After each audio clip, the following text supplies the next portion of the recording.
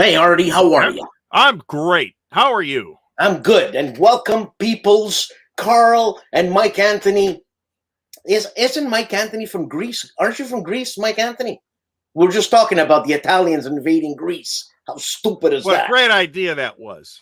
God, man. Great thinking. Hey, Carl just got back from GMT West. Yeah, the weekend at the warehouse. That looked great. I saw a lot of pictures from it this time. I don't know that I've seen a lot of pictures from it normally. It looked like a great event, actually. And by the way, Carl, I couldn't take your pipe smoking day today because I bought a lathe and I got a $500 speeding ticket. So I wasn't happy. All right. So today's topic, thanks to Artie, is war games in less than 2 hours. Yeah, so I was thinking it might be, because I spend a lot of time talking about giant games, it might be worthwhile to have a discussion about smaller games that you can play in not just a sitting, but in a general 2 hour time frame. I'm not gonna held a strict time limit or anything like that. Yeah, I'm actually Justiguard, had tons of pictures from GMT weekend at the warehouse and some video. It looked great. Did you go? No. It's in freaking California. It would cost me $1.6 million to go to California. Yeah. So, Peter, I bought a wood lathe. Now I'm in the market for chucks. A metal lathe is way more expensive. No.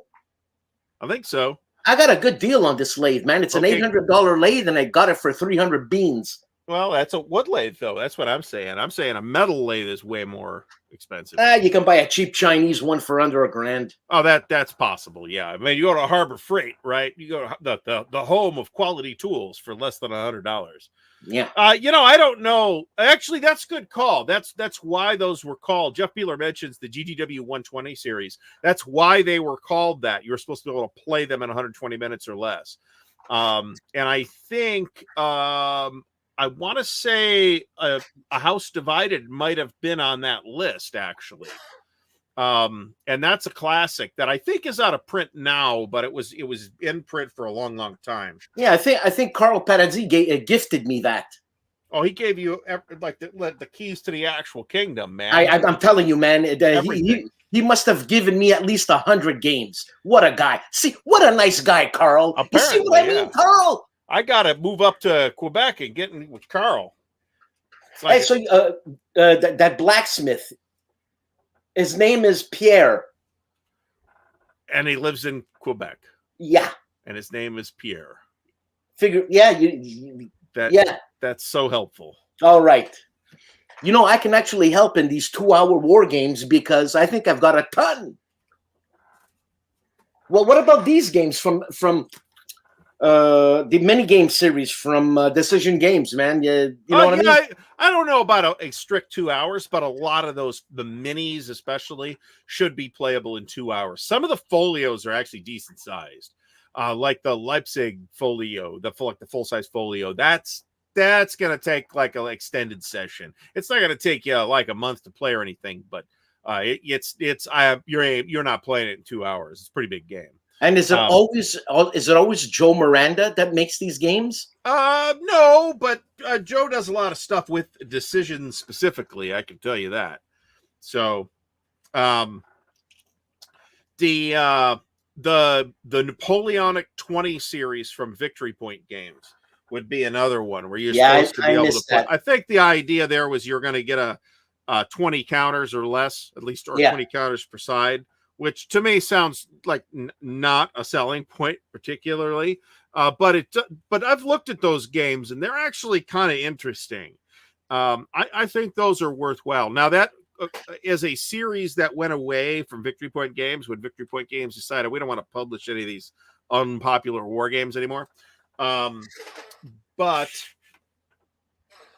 they are coming back from Decision. So the Napoleonic 20 series is supposed to be back. Decision is going to publish that from Decision, yeah. So that means that Alan sold the license to Doc Cummings. If it was Alan's, yeah, I guess. I mean, I've never played any of those games, so I can't actually tell you who held the rights. Yeah, metagame. It might have been Alan, but I know that, you know, like the States of Siege stuff was not necessarily Alan. So, because some of that stuff moved on from Victory Point games, but then they retained a couple of the more popular ones. Like they're doing a new version of, I think, Ottoman Sunset or something. One of those, I forget which one it was. I don't think it's Decision that's making. I think it's no. That's coming back from Victory Point games. You mean, really? Yeah, one or two of the States of Siege games are coming back from Victory Point games. Come on, Fly! I'm gonna whack you, man. This Fly's been around for months. Oh, he's on the screen. He's on the screen, man. Swat! Oh, I missed him. His computer. Would you say RAF Battle of Britain by John Butterfield is a 2-hour game? Oh, I don't think so. I mean, I don't think the individual scenarios are that long, but I mean, I don't think it's super quick either. Well, I'll tell you, any Dan Verson game, you can play a scenario for 30 minutes, under 30 minutes. Well, that's true. I mean, you could find ASL scenarios that take less than 2 hours. Some of the starter kit scenarios, for example, especially in that first starter kit, if players know what they're doing, which you know always makes a difference to play speed, and in some cases it makes a huge difference in play speed. Carl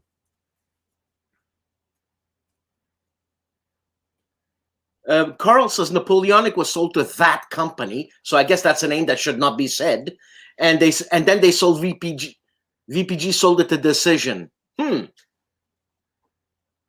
You know, I mean, okay, that's possible. You know, I don't know why this Decision is. I'd rather have it made by Worthington because the quality is impeccable. Yeah, well, okay, but a couple things on that. One, Decision has made progress in the space of component quality, quite a bit of progress in the last couple of years. Okay, so there's that. Now, you know, I'm not going to say that they're the equal of Worthington because Worthington's component quality is top notch. Okay? Top notch. But we're talking about apples and oranges to a large extent here too. Decision has very few games that are games really in the same space occupied by stuff from Worthington, right? Which are light war games or crossover games. Yeah. Decision does have a couple of those things, but not that many. No. Bleeding Kansas is one of them, and their upcoming game Corrupt Bargain is going to be another one. But the two companies are different enough that while what you're saying is not wrong, I think it's an apples and oranges comparison. I mean, you can say the same thing but about Multiman, for example. I mean, is Multiman's component quality as good as Worthington's? No. But again, you know, Worthington hasn't put out a game with 4,000 counters either, right? So yeah, so it is a sort of an apples and oranges thing, right? Already Board Game Bloke. Are we talking about games that have scenarios that are less than 2 hours or a full game? Well, it's where I had the full game in mind, but I mean, it's worth mentioning that you know, there are in many scenario-based games. Let me also point out that we aren't necessarily talking about, you know, little rinky-dink super light beer and pretzels games either. Great Battles of History has many scenarios that play in 2 hours or less, and that's as hardcore a war game as you want to name, right? So, John Longshore. Oh, it's true. I got control here. Bang!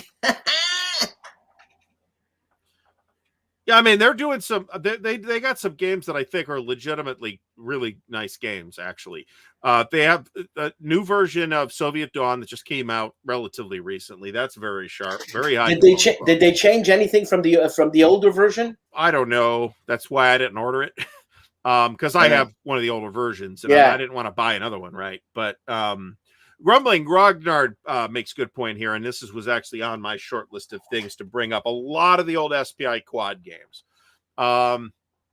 some of the bigger, like some of like, if you do like say Waterloo or WOB, I think those are probably going to land you more than 2 hours.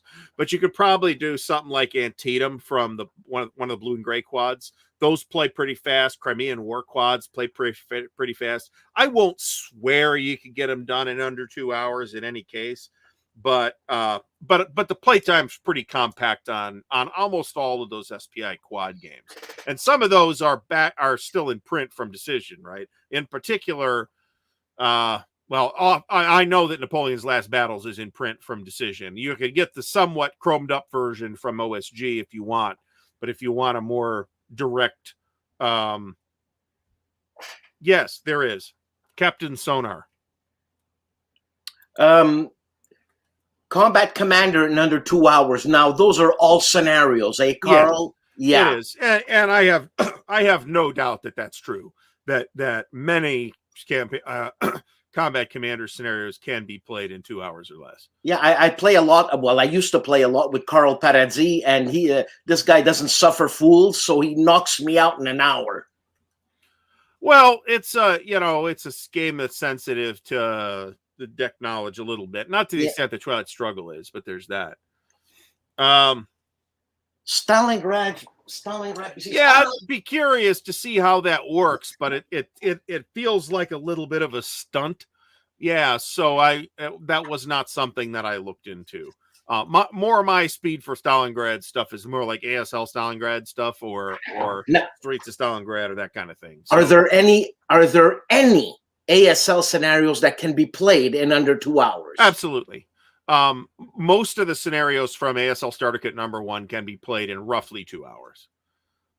They're not that big. That Colville scenario, for example, that's pretty. It's got like 6 American squads. You could totally play that in less than 2 hours, or about 2 hours, right? Yeah. I mean, there's a whole genre of postcard games, for example. Every time I seem to buy a game from Clash of Arms, I seem to get a postcard game. From Paul Rohrbach. Maybe, yeah. I don't really. They never seem to have credits on them, and I don't look them up. Grumbly Grognard also mentions the D-Day series from Decision. I don't know how fast those play. Yeah, I won't. They play fast. You know why? They play fast. You know why? Because you die. Well, maybe. So I don't think he's talking about the Butterfield solitaire game. Oh, I thought that's what he was talking about. Those take longer to play. I think he's talking about that D-Day quad that they released they did 4 folios of the individual beaches, and then they put them together in a quad that uses their in-house fire and movement system, which I personally do not like, but it does play pretty fast. So the individual beach games, yes, I think you could play those in the general neighborhood of 2 hours.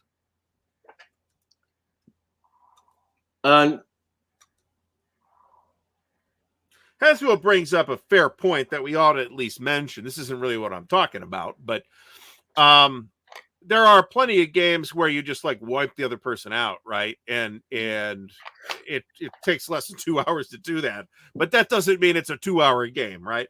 One game that's like that is Dune, the classic Dune game, not the new Dune Imperium, which I haven't played, but which is supposed to be good. That's got a highly variable playtime. Sometimes it's over in an hour. Sometimes it takes like 8 hours to play.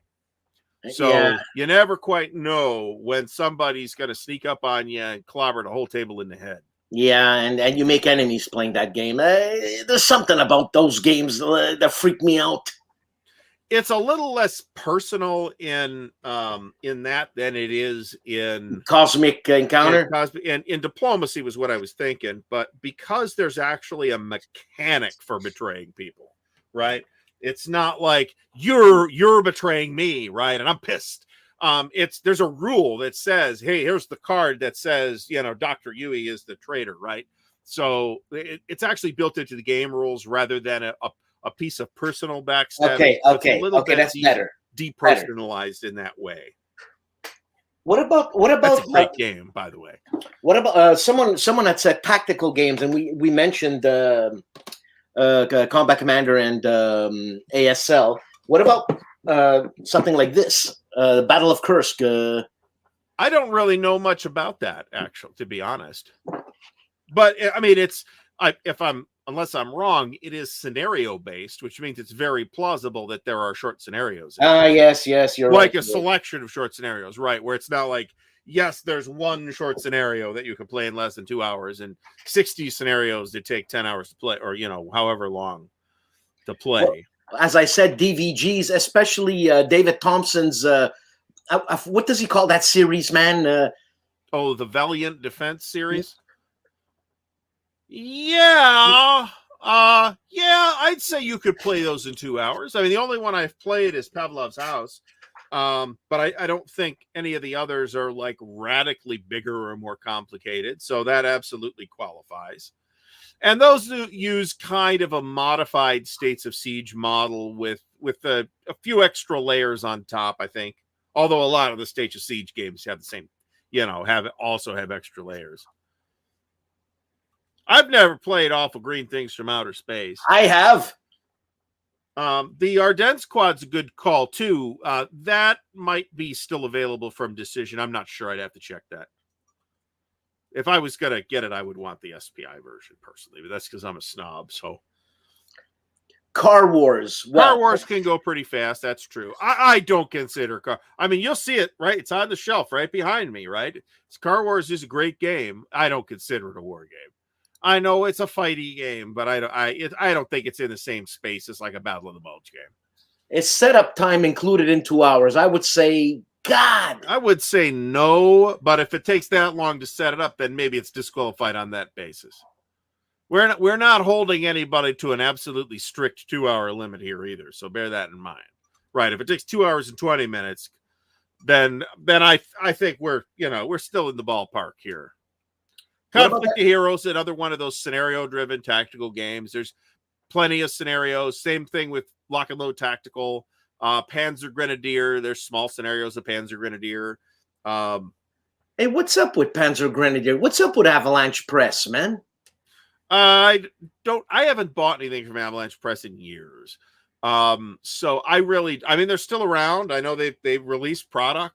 They seem to have two kind of series that people like, which is the World War at Sea. There's like several subdivisions of that, and Panzer Grenadier. There is a wonderful, lively Panzer Grenadier community site where people play and log their plays and organize play and all that stuff. So people are playing it. There's people that like it. I don't. I had a pretty negative experience with it, but How? I just thought it was boring. I thought it was really flat and boring. Like what?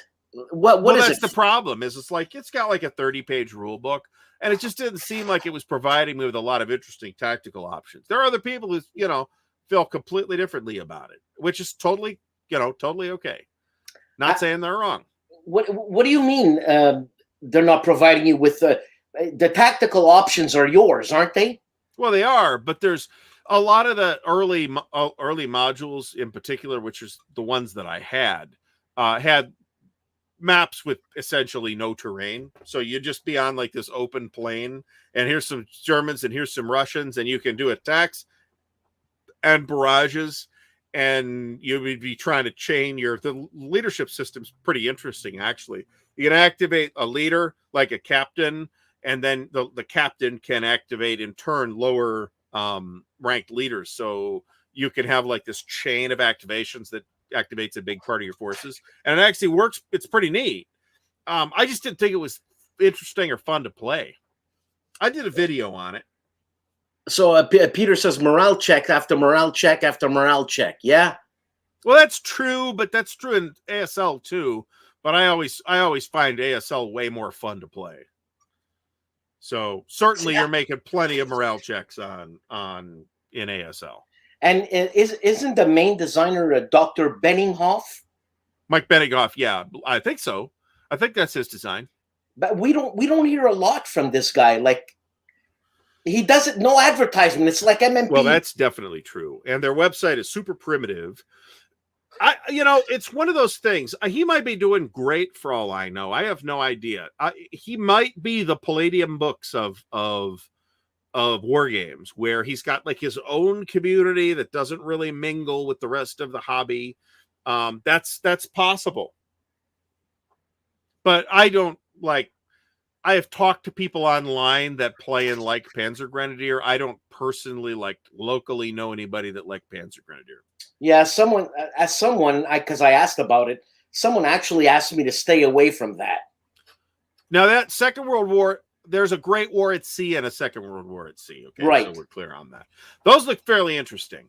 One of our local guys played in a demo of that at Origins, run by Brant's Armchair Dragoons. And he had a pretty positive spin on it. He's like, it's like flat top, but except it's the basic mechanic is a little different. And instead of having this one map that there are people did other maps for flat top. You can, there's tons of different modules that you can play, in the Med or in the Pacific or wherever. So there's a lot to like there. Okay, so Mike is a Avalanche Press guy. Okay. So, to get discounts and stuff like that. Why are their games expensive? Not noteworthily so, I don't think. Their component qualities, I think their map art is not great, but like overall component quality, their counters look pretty nice. They used to the early Panzer Grenadier modules had mounted maps. And the newer ones are on like cardstock maps. I really haven't handled those cardstock maps, so I don't know how nice they are. Bayonet Games, isn't that Brant's? Yes, it's Brant. Oh, so he's self-deprecating here. He is, but don't those go for like $1 million on eBay? So seriously, some of their stuff actually does go for big prices on eBay. Yes. I'm imagining Brant has a garage full of them that he is going to retire on at some point.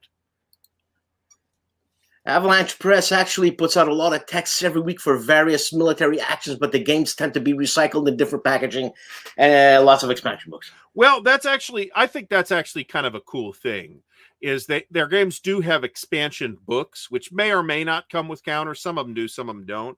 But it keeps the prices on. If they just want to put out a scenario pack, they just put out a book, and you don't have to, it's not a big fancy box game or anything like that. It doesn't cost $1 billion. Recycling. I don't seem to have a problem with recycling their certain stuff, because if we go into music, listen to J.S. Bach. I mean, let's talk recycling here, or Philip Glass. Let's talk what I mean? About Led Zeppelin ripping off Muddy Waters and Howlin' Wolf. So yeah, I mean, for amateurs borrow, professionals steal, as they say. There's that fly. I got an unboxing coming of their Avalanche Press Leyte Golf, which is one of their really big boxed Second World War at Sea games, by the way. So, look, Hollandspiele games you can play in under 2 hours. Almost all of them, yeah. I mean, yeah. There's some exceptions, like Westphalia is going to take longer than that. Dynasty is probably going to take longer than that. And there's probably some other ones, but generally speaking, I think the Hollandspiele games are going to take 2 hours. I think most States of Siege games you can play in that general vicinity as well, which means a lot of the White Dog catalog as well. I played Zulu in under 2 hours, that's for sure. There you go. Yeah, it took me, I could tell you, and I filmed it, which makes it take longer. I filmed my Red Dawn playthrough. I think took me about 2 hours. Undaunted Normandy. Or Undaunted. That's a scenario-based game, too. So, yeah, there's going to be fast scenario plays there. Kyle Reese asked about good under 2 hours Civil War games. So, yeah, that's a 20-minute game. Oh, allegedly. I haven't actually played it yet. The Battle Cry. If you can get a hold of Battle Cry, that is totally playable in 2 hours or less. It's another scenario driven game, but it's commands and colors. It plays pretty fast. So virtually every scenario of that should play in 2 hours or less.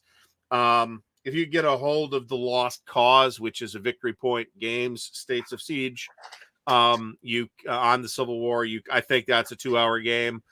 There's a couple from White Dog games that might fall into that. There's that Jeff Davis, which is, I think, a modified States of Siege thing. Any Columbia games? I haven't. The ones that I have owned, I have absolutely not. But like Julius Caesar or Hammer of the Scots or something like that, those you might be able to play in 2 hours. Man, I don't have Julius Caesar. That's supposed to be good. I know, I know. Hold on. Jeff asks, what factors allow war game to be played in under 2 hours? Simple sequence of play. Minimum table referencing helps too. I mean, you could have a CRT and a TEC and stuff like that, but there's a lot of factors there. Certainly, the sheer number of pieces is a factor that needs to contributes to short or long playtime. But C3I Gettysburg, you could totally play that in under 2 hours. I think that's about an hour actually. Yeah, C3I just put out Battle for Kursk. Deluxe boxed edition. So that's actually any of those C3I games are under 2 hours. Most S&T games probably not, but some of them would be. But like almost everything that C3I has done, the Kursk, the Battle for Moscow, Soviet Dawn, the Case Blue, Unconditional Surrender Case Blue, the Case Blue.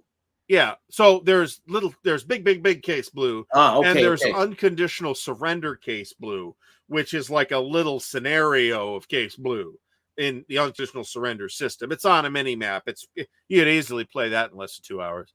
Down in Flames. Down in Flames. Sure, card game. What about the Shores of Tripoli? I haven't played it. I have. Yeah, you can play that in under 2 hours. That's a good call. You like that game? Yeah, I liked it. I don't know a lot about that history other than the song, but I did like it. It's a good, clean design, and it's a nice gateway game, and it's had a lot of success marketing to non-war gamers. That's supposed to be good too, but I really don't. I've never played it, so. Because you were talking about not having a lot of options tactically. Basically, Band of Brothers is. Here you go, and there you go. Yeah, but I had a lot of fun. Well, so I think Band of Brothers is the predecessor to Lock and Load Tactical, I think. And I liked Lock and Load Tactical. I liked it quite a bit. So, John Longshore mentions Soldier Emperor. I've actually heard that that's pretty good. And their Sicily game is supposed to be pretty good too, which is also out of print, but you can get it real cheap. I haven't mentioned Fort Sumter, but that's a good one, actually. That takes 30 or 40 minutes, I think, to play, and it plays a little faster once you get the hang of it. Have you played it? Yes, I have. Fun? I have the digital version, but it's same game, right? So yeah, I liked it. I mean, I've played it several times, and I'll probably play it again. And is it very fast? Is it abstract? Very abstract? Yes, it absolutely is. But, so what, right? So that doesn't bother everybody. Did I just say I don't have Julius Caesar? You did say you don't have Julius Caesar. I'm looking at it right now. Did you just find Julius Caesar? Yeah, I mean, I did not feel like I was the target audience for either Fort Sumter or Mark's Gettysburg game in the pages of C3I. That is completely okay for me to not be the target audience of those games. I'm wondering did Carl give me this? It's brand spanking. I don't know. Does it say stolen from the library of Carl Faraday? I don't know, man. It's because I don't have it very well categorized. Well, I'm happy. Brant mentions those Tiny Battle Publishing games. Those are a good point, too. I have not played any of those, however. Some of them actually look fairly interesting. Tranquility Base.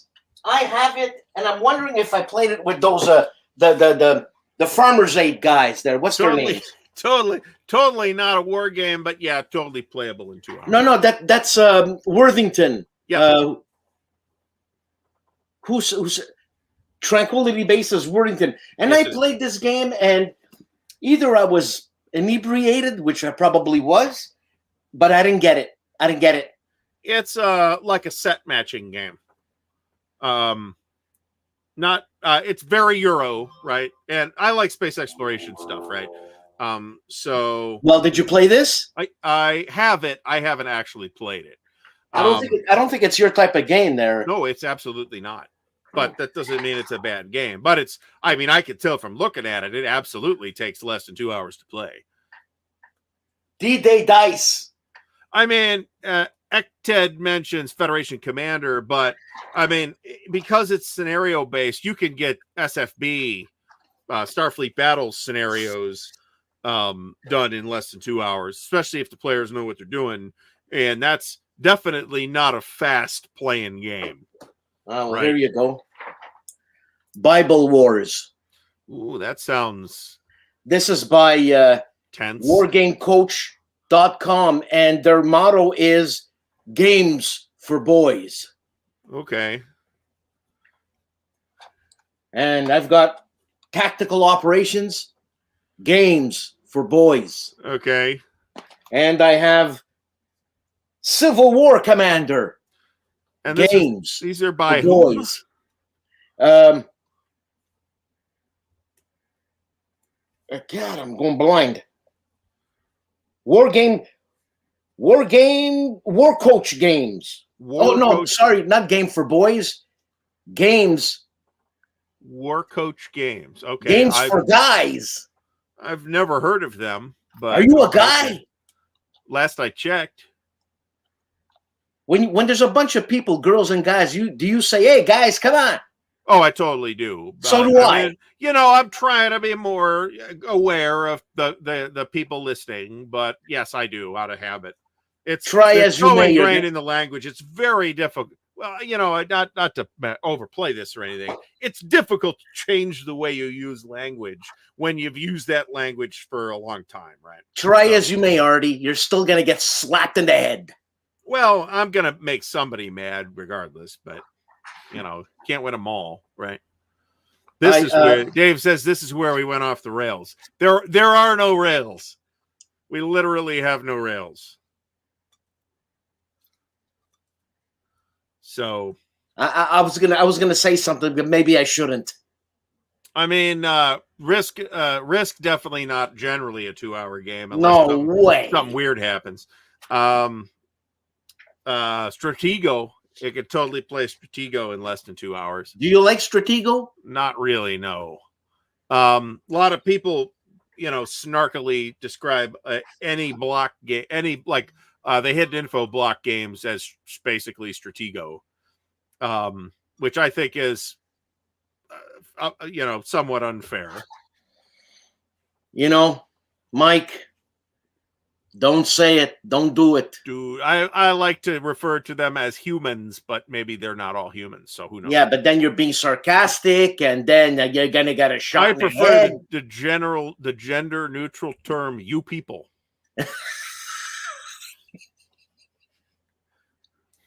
Yeah, but that sounds. Next week on the show, how to win friends and influence people. That sounds a little bit condescending. You people, just a bit. There's nothing actually wrong with Stratego. It's not my thing, but as like a, if I was sick when I was 6, I thought it was great. Hey, 6, what's up? This is a family show, Brant. Well, should I put it up or what to see how bad mouthed? What's the matter with this guy? This is on your channel. You're going to be making the YouTube algorithm mad, not me. So you go ahead. There you go. Here we go. You sons of bitches. Brant, what's the matter with that guy?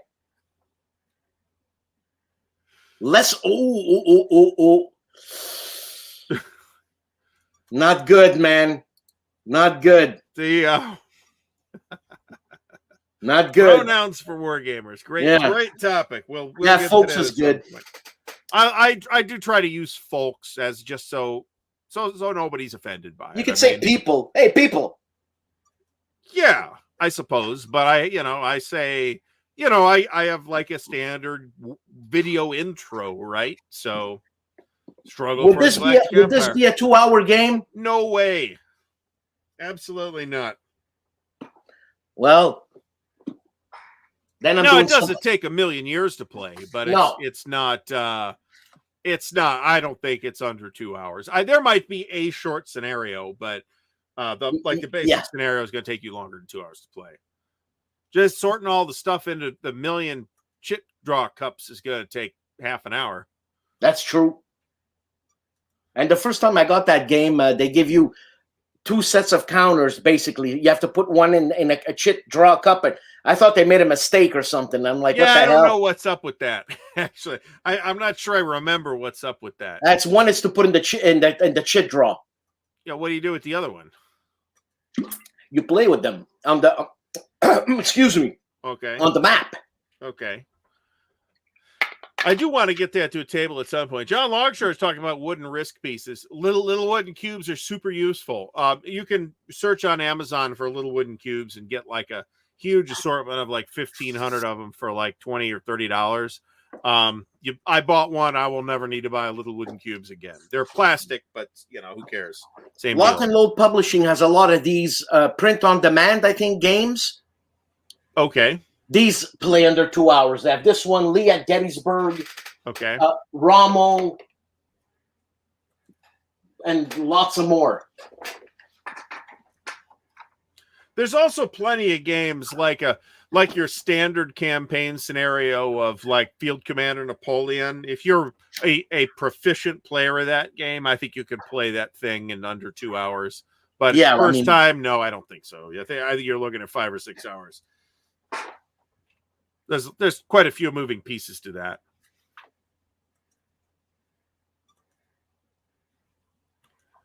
Yeah, tank on tank.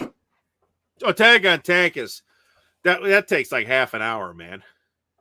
We were Brant and the team were demoing that at Origins, by the way. La Résistance. That is one of those hidden trader type games, if I'm not mistaken. You're mistaken. Okay, I won't be the first time. No, it's one of those. You play as whatchamacallit, the Maquis. Okay. Yeah. But isn't one of you secretly an informer for the Germans? No. Okay. But I played with Mark, and we had a few beers. He only gave me one beer, by the way. Cheap. What a guy. What a guy. So, well, Ogre, you can play in under 2 hours. Oh, absolutely. But Ogre cost $2 when it came out. So that's practically cheating. Now it takes you 2 hours to unpack the Ogre box. Man, did you get the big box? Oh, no. I don't have... Where would I put it? I literally don't have space for it. I didn't get the new Car Wars either. I watched somebody did an unboxing video. It took like an hour and 25 minutes. Because seriously, the box is like this. It's like a 3-foot square box. It's crazy. And what's it selling for? Oh, I didn't even check. I have no idea. The submarine games by Gregory Smith. That depends. Some of those will take a little more time. Sometimes you'll get sunk on the first patrol and the game will be over in 20 minutes. Ace of Aces, that's right. Ace of Aces, yeah, man. That plays pretty fast too. For What Remains should be another one. What is that, For What Remains? That's another David Townsend game. Oh, yeah, okay, yeah. I believe it's like a post-apocalyptic thing, so it's not really my bag, but I do know that a lot of people like it.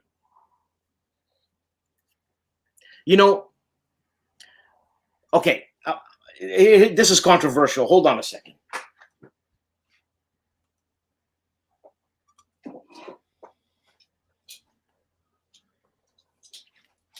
You see, this is funny, right? Okay. But they were the Germans and whatever, and it's over, right? But you wear this. and it's not a good thing. Well, people ask questions when you wear that. That's the thing. People ask questions: is he just wearing that to be cute, or is he an actual nut? Nah, both. So, well, it could be both, right? Man, what about Simonich's games? Oh, those are all well over 2 hours. Even like the short scenario of Normandy 44 takes like probably 4 hours, I'd say, to play. U-boat. Those are great games, by the way. But I think they're not in the category that we're talking about tonight. Well, see, look, U-boat. That setup time is minimal. There's no map. Well, your phone sets it up for you, doesn't it? I don't know.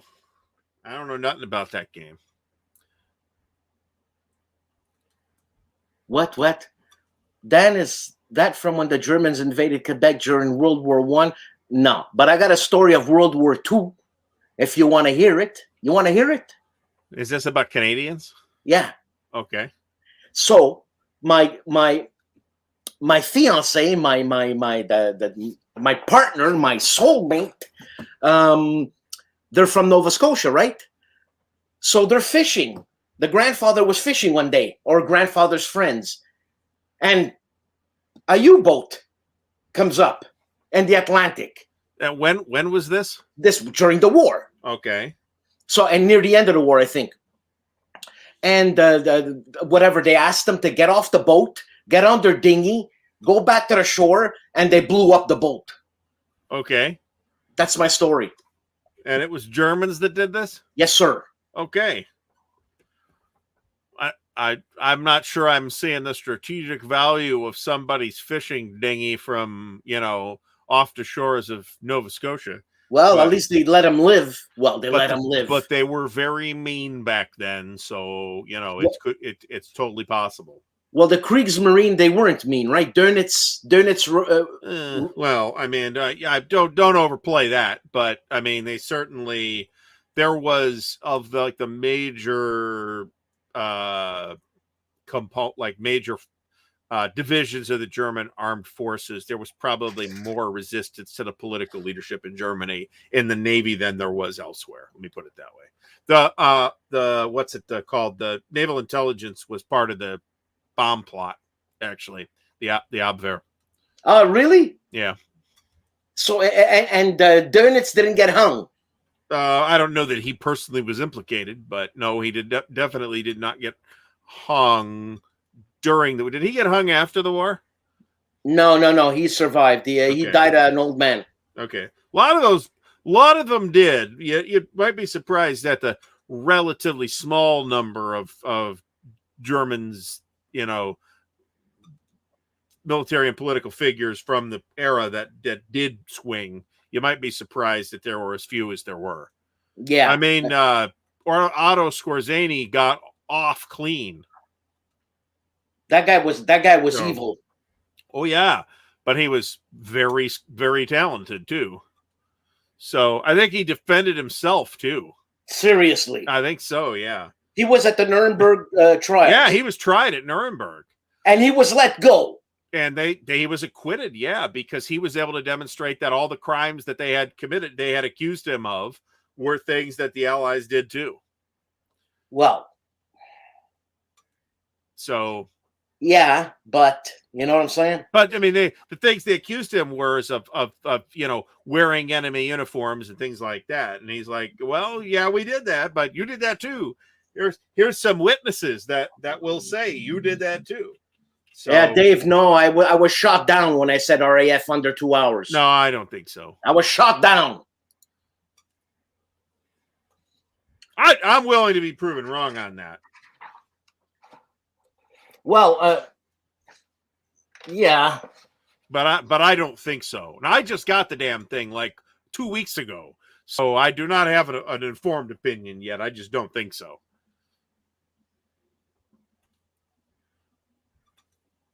I didn't know I made a pun. I was shot down. You get it? So anyway. Yeah. What about Apocalypse Road? That Eagle Day scenario. Yeah, so that Eagle Day scenario is like a intro, like an intro scenario. I don't think that counts. All the other scenarios will take longer to play. Yes, he did, but he escaped. But he didn't escape to Spain. He was acquitted and ended up in Spain, and I think was working for Franco at one point. John Longshore's right. A lot of the a strong Germany was seen as a vital component of NATO's defensive posture in Western Europe. So a lot of those highly experienced German generals, sort of got their records tidied up a bit and became either they actually moved on to the Bundeswehr or they got consultant positions somewhere in the NATO hierarchy, whether it was working for the British or working for the U.S. Artie, do you know about this? Joachim Piper. I think he swung though. In New Brunswick? I don't know about that, but I'm pretty sure he did swing. So 2-hour Hexacounter war games. We've mentioned a ton. The Napoleonic 20 series, most of the SPI quads. That's a huge pile of games right there. A lot of the decision, at least the minis, not the folios necessarily. Oh man, all the Tiny Battle Publishing games, and a lot, not all, but a lot of the Tiny Battle games, yeah.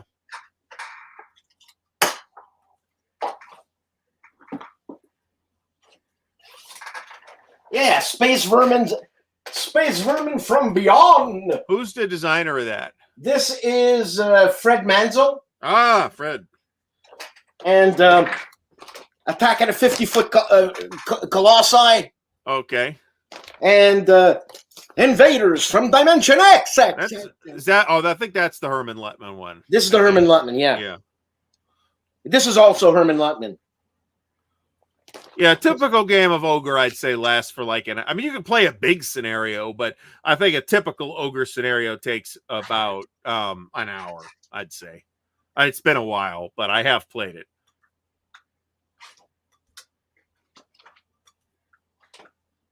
We are not going to list everybody in the chat that got hung after Nuremberg.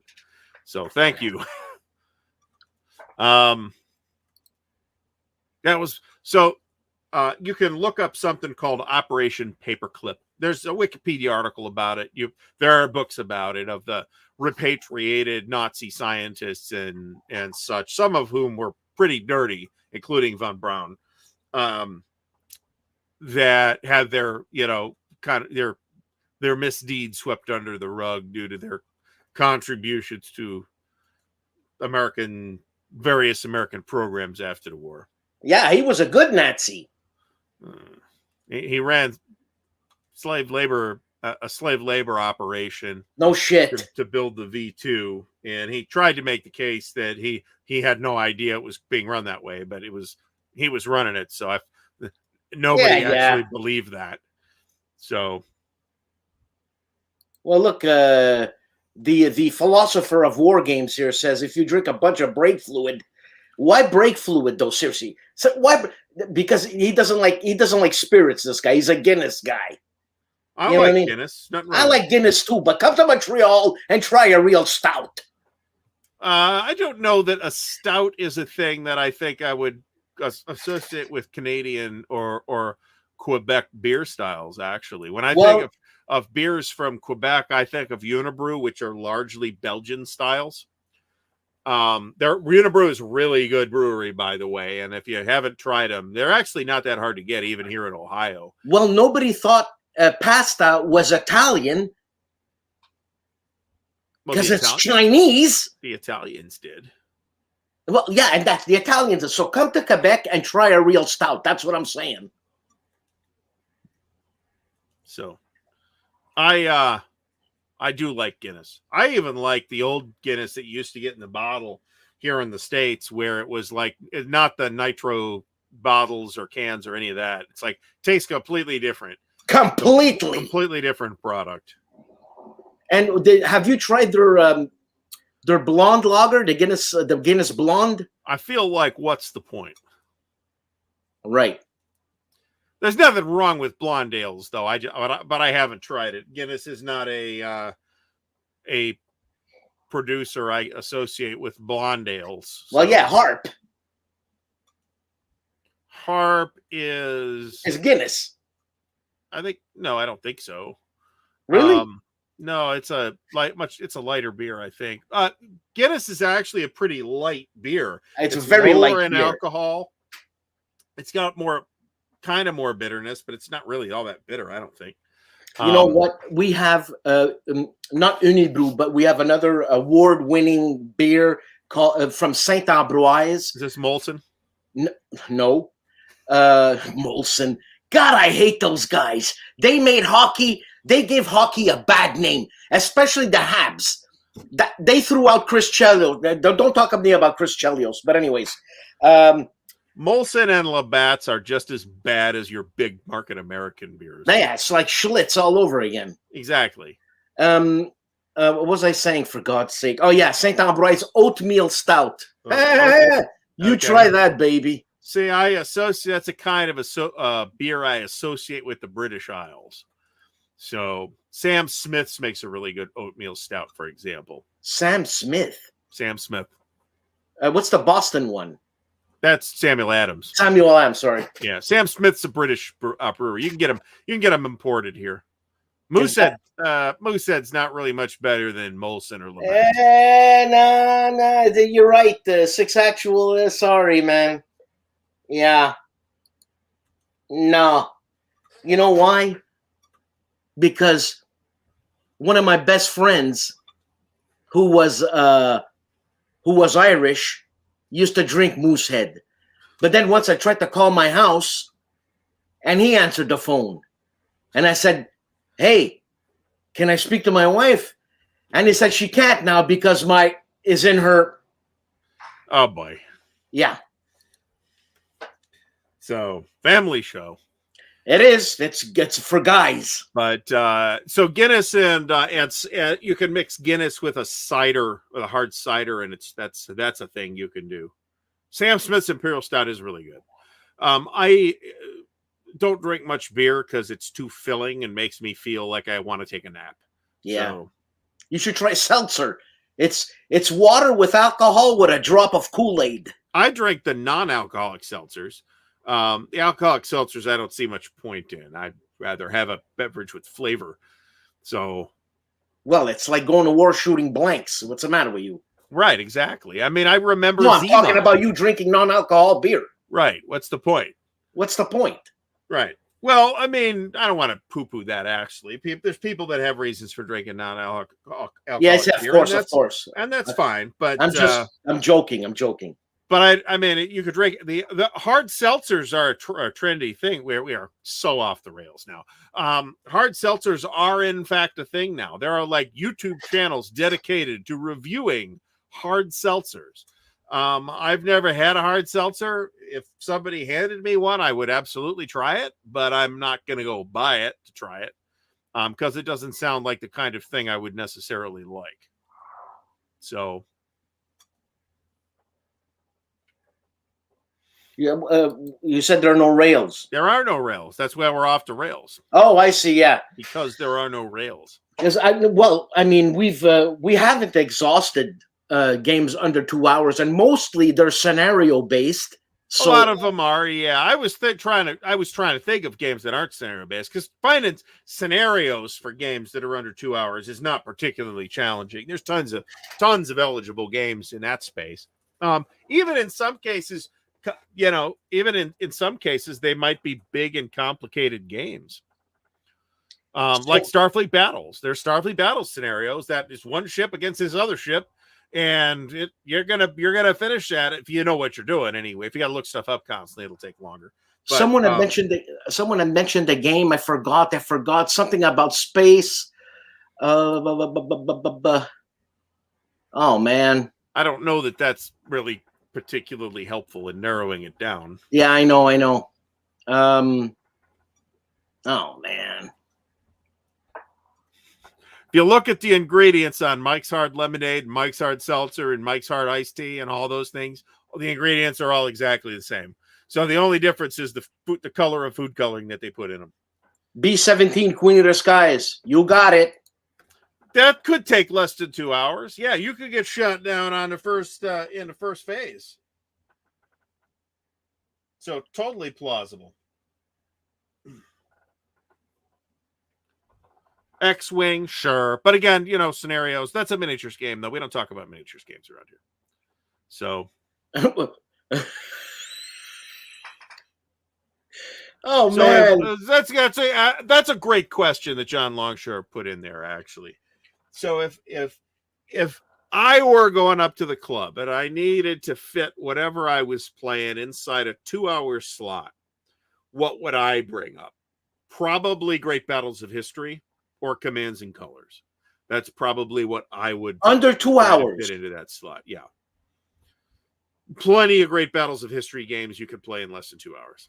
There's some that will take longer, right? But generally you can get the smaller battles. What about the Napoleonic ones? Which games are we talking about? Like the OSG Napoleonic? No. I'm talking about the Great Battles, the Commands and Colors. Oh yeah, your typical Commands. I thought I mentioned Commands and Colors. I did mention Battle Cry. You could generally get even a big. Now I'm not talking about the epic battles; those will take longer. But like the one map battles, you can even get big ones done in an hour and a half without too much trouble. I'm sorry. Brian says you can die before the game begins. That's true. You can die before the game starts. Really? Famously, yes. Does it? You respawn or what? No, you just start over with you make a new character. But your character hasn't done anything. Well, yeah, but you died already. How? You die in character you're creating the character, but then you died while you were creating the character. How? Well, you fail a roll and you're dead. Oh, Jesus. So one of these days I'll make a video about this, actually. It's kind of a punchline for Classic Traveler. It's the only version of Traveler where this is actually true, or at least it's the only one where there's not at least an option to get around it. But you could die in character creation, which was a series of random rolls, and if you failed the survival check, you were just dead. Stalingrad Inferno on the Volga. I don't know much about that. No, this is Is that a Vento Nuovo? Yeah, there's a Vento Nuovo game. You know, he's putting out a lot of games, this guy, man.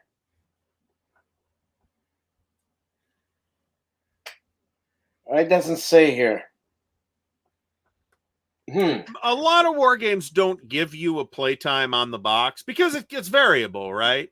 A game might take 2 hours or it might take 6 hours. You don't really know. Some people play fast, some people play slow. What about this Gettysburg game here? The Devil's to Pay. I think that's probably going to take you. That's fairly small.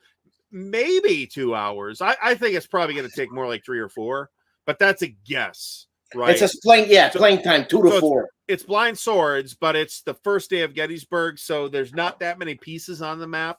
You might be able to get that in 2 hours, and I'd say that's a great. If so, that's a great experience, actually. The map is by Rick Barber, man. Rick Barber maps, Blind Sword series, Herman Lettman game. Man.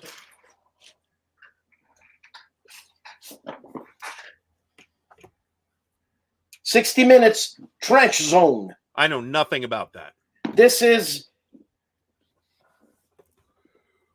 Glenn Keyhole. Glenn Keyhole? Keyhole. Keyhole.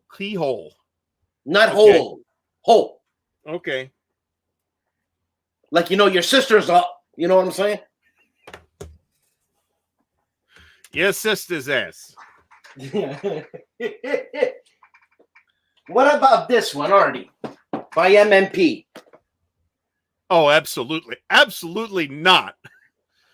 That is a regimental sub-series. That's a pretty big game. It doesn't look like it, but it's a pretty big game. From the stolen from the library of Carl Parody.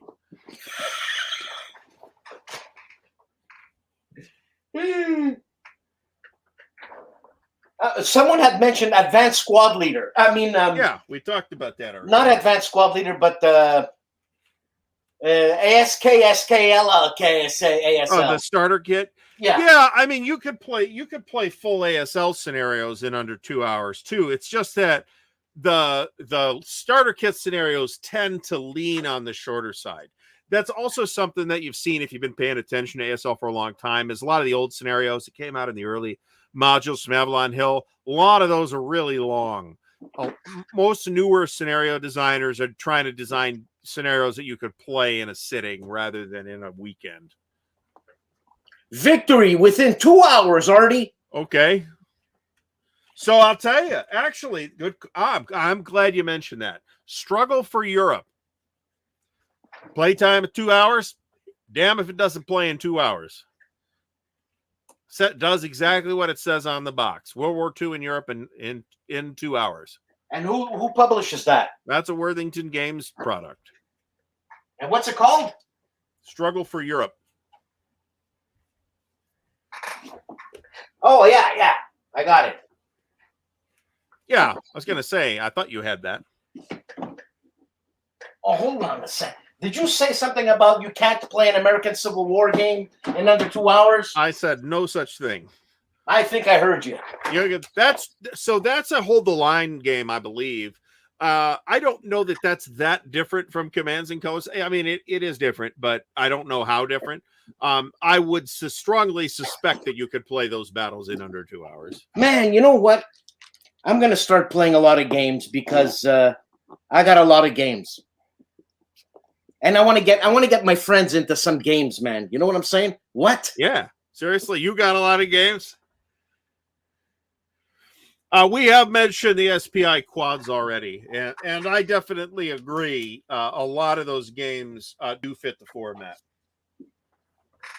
Well, Artie, we're over our time, and can you guess what this is? It's an album cover?